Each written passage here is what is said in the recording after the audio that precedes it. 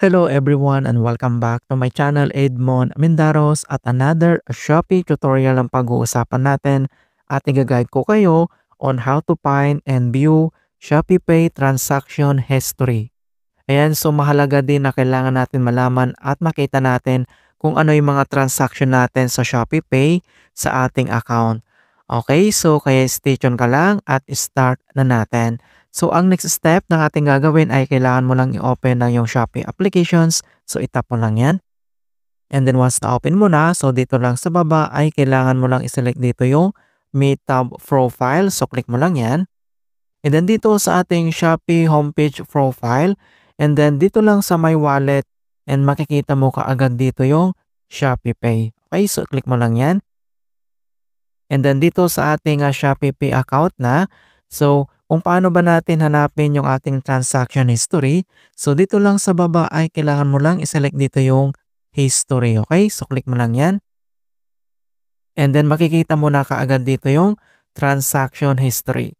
So meron dito yung all date, so pag click mo yan, so pwede mong i-select dito kung anong gusto mong makita yung coverage, yung transaction mo.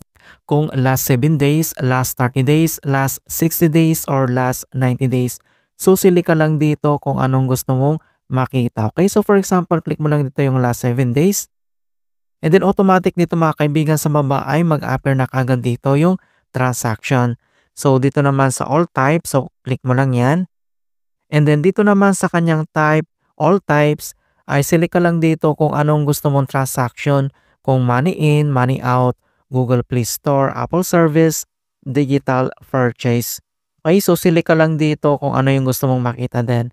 Right, so for example, yung money out, click mo lang yan. And then automatic din mga kaibigan na mag-a-appear ka agad dito. And then same naman dito yung kung successful, kung pwede mong i-select yan. And makikita mo kaagad in progress, pwede mo rin makita yan. And then kung may failed mga kaibigan. Yan, so select mo lang ganyan.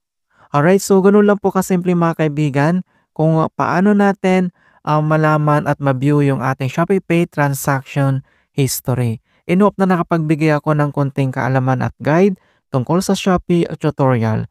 Thank you guys and see you in my next tutorials.